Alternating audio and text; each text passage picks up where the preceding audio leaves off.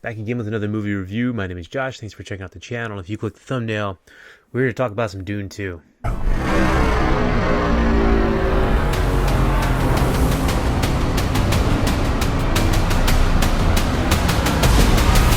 So I just got done watching Dune Part 2, and this is, of course, the sequel follow-up to the epic space adventure from Denis Villeneuve, and this is his follow-up, and it literally picks up right after where the first one left off, which I absolutely love. And I'm not going to lie, my initial impression of this one was it was really, really good. It's a really, really fun movie to watch, which is something that I think is a very important part of actually your movie-going experience, is actually if you enjoy watching it. It's not just a super action-based sci-fi movie, so if you are expecting this to be something like Star Wars where, well, I guess it depends on which Star Wars you're looking at, there's a bunch of CGI noise all over the screen with just keeping busy and staying action-oriented. It's action-y at parts, but it's definitely not going to be that. This is not the ones you're probably going to want to take your kids to just because of the pace of which it is. I mean, this is definitely a very slow burn of a movie for the most part, much like the first one. So, I mean, if you enjoyed the first one, you're absolutely going to love this one too. That was my biggest concern or qualm with the first one, was I didn't really know how the story was going to go or how long the story was going to go. I remember the first Dune being out and trying to watch it when I was younger and not making it through because it was much slower. There was a lot more dialogue. You know, it was definitely less Star Wars-y at that time. And to my limited knowledge, it seems to be a pretty good representation of the book or the core story that they have there. But for me, sometimes it's hard to go into a movie knowing that there's going to be multiples in that. Like the MCU is a kind of a different example where you go into that one, but you know you can theoretically have a complete story that's being told, but it's still part of a grander scheme. First Dune, I kind of had an idea that it might end a little abrupt, and it kind of did, just because there wasn't a ton of action in the first movie, so they had to end on a little bit of a shocking kind of event that happened, which was really cool and it worked really well.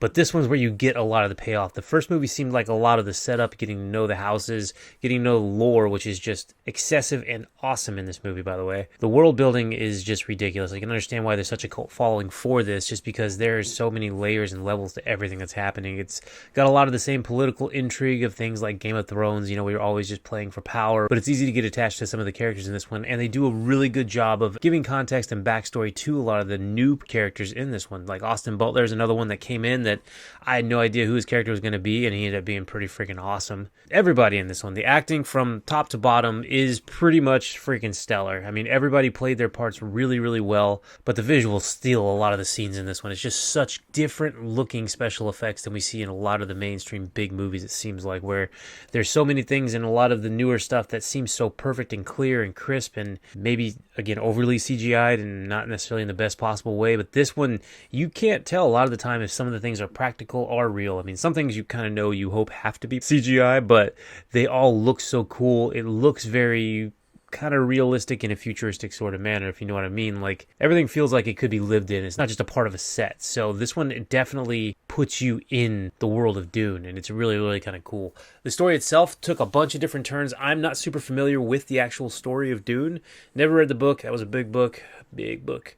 And didn't make it to that other older movie, so I have been shocked consistently where this one goes, and this is no difference. I really enjoyed the story of this one. I don't really know where I expected it to go, but it kind of goes the way you'd assume, but then kind of not. Like, there's a bunch of really cool things. I really dig the idea of Paul Atreides being kind of a reluctant hero or prophet or whatever they want to call him in the movie, and I'm going to try and keep spoilers out of this one until at least a little towards the end there. So what I really enjoyed about the movie was they made so many things very realistic and practical, like when he rationalizes why and how he's able to stay with people and try and bring different groups of the Fremen together, things like that, it all seems very, very believable and rational. There's only a couple times there were some logic gaps and jumps in there that stuck out just a little bit, but they were so minute that it wasn't even a big thing for me. You literally are thrust into this desert planet, and you're basically stuck with Paul Atreides and his mother trying to figure out how to survive, maybe get vengeance on what happened to their family and their house, or seek justice, you know, whatever you want to call it. They're trying to figure out a way to basically survive, and it's a harsh desert planet, and it's so cool because you kind of get to see how the Fremen actually survive and how they've cultivated their skills over all the years of being there. And again, it just seems like it's just such a well put together script and well put together movie in general. Like, there's not really a lot of wasted space is what I'm saying with this one, because even for a basically 3-hour movie, there's so many things that I can think about that are some little still shots here of the scenery, but you don't want to take those away, or some slow-mo shots, because they're very impactful. And the dialogue in this one is very important. Like, everything that's being said is really important, and the actors that are delivering them, like Javier Bardem is just, I mean, he's Javier Bardem. He's awesome, but his character character in this one, I loved him absolutely, but everybody, they just deliver on all cylinders. It's just such a well-made movie. Overall, the pacing I thought was really good. It kind of picked up where it needed to be. It slowed down in a couple spots where it needed to get some more explanation out there. It actually shifted focus on kind of where the story was going to bring in some new characters so you could really understand more about them and their importance in the story. So it was very, very cool. And it's just such a tense movie. For a movie that's an action sci-fi, there's a lot of thrilling kind of moments and a lot of hiding in certain times or laying wait for people, and it's just very, very tense. Some different fights are happening and you have genuine fear for some of the characters because you do care for them and you're not 100% sure what's going to happen, and you also don't know what the right answer is. And I think that's something that this movie really does well, is it kind of goes into a couple of different realms. I mean, you talk about the political aspect of being in power and ruling, but then you marry that with the religious aspects of the Bene Jesuit church that's been there, and then it's created so much of this, kind of the power structure behind the universe, and it's just very, very neat. There's so many different things and people at play.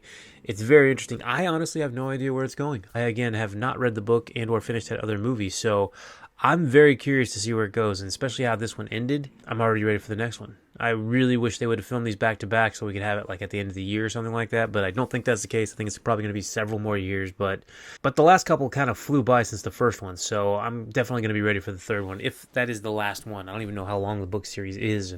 I'm sure there's a lot of stories to tell in that one. So basically for me on this one, the best parts of the movie were most of the movie. Like, it was absolutely beautiful to see. The story itself was really, really well done. The world building, everything is just so cool. The acting was really awesome. There were only a couple things that kind of detracted from the movie for me a little bit, mostly being around some of the action stuff. Like, the action scenes and the set pieces are really, really cool. There's a couple of logic ones, so if you haven't seen the movie, I'm going to go ahead and say that this is where the spoilers are going to start. So overall, I absolutely love the movie. I'm going to give it a 9 out of 10. And that's definitely by far the best movie I've seen this year. Granted, it's very early in the year, but I have a feeling this one's going to probably last a while, because the more I sit and think about it, the more I really start to like it. And it might go up a little touch from that, but right now it's sitting at a solid 9. Okay, so spoiler talk. A couple of the things that kind of did not necessarily work for me the best was, one thing is, it seemed like the Fremen had some very powerful weapons that could take down like the different ships or the different harvesting tools that they were using to get the spice. When they first showed Paul fighting with Zendaya's character, it was on one of the machines and they were trying to fight the helicopter kind of thing that was shooting at him. After they took that down, and which was cool, then they just started shooting from the actual mountains, like those laser beams that just took down those machines, and they really just could have shot them with those in the first place. I don't know why they had to lose so many people by going down to the ground and doing some guerrilla stuff down there, unless they were taking down a shield or something like that, which they may have been. I don't know. Let me know in the comment section if that's the case. Maybe I missed that part. But it just seemed like they could have used the bigger weapons a little bit earlier on and been fine. The other thing was kind of the final battle, like when you actually have the Emperor's full army that's there. And yes, maybe it's because Paul Atreides can see the future, so he knows exactly how to plan the attack and plan the battle, but it's not much of an actual battle that happens. It looks really cool with all the sandworms and like the nuke things that are happening and the explosions. But after that, it's pretty much just a slaughter. I mean, they literally just kind of come through, run right through what theoretically is one of the best armies in the Empire, and it's just kind of over before it really begins, which they were getting to some more personal battles up with the Emperor and stuff like that, which I get. But for the first movie and the second one, there weren't really actually any big battles. There were some ambushes and some slaughters that kind of happened, but there weren't really any big head-on-head collisions, war stuff like that. So, which isn't necessarily a bad thing. I didn't necessarily need the movie to drag out like another 30 minutes with all the fight scenes that would have been in that battle. But it was just kind of something I noticed. I was like, it was a little anticlimactic. Like, the fight that happens afterwards is really cool and very, very good. But you hear a lot about the different armies, whether it be the Harkonnen army or the actual Emperor's like special forces guys that don't really do much in this one. But other than that, I think the only thing, and this is just my personal bias, but I really, really like Timothée Chalamet as the main character in this one. But I do just have some slight problem following such a little guy that's supposed to be like this awesome warrior. I mean, he literally looks like he's 100 pounds. He could at least eat a couple sandwiches between the last movie and this one, bulk up a little bit, be a little more imposing. I mean, I guess you could go the route of, again, if he's the chosen one and can see the future, maybe he doesn't need to be overly strong and physically strong. I get that, but I mean, just a little bit bigger would be okay. I grew up with too many 80s action stars, so it's just in my blood.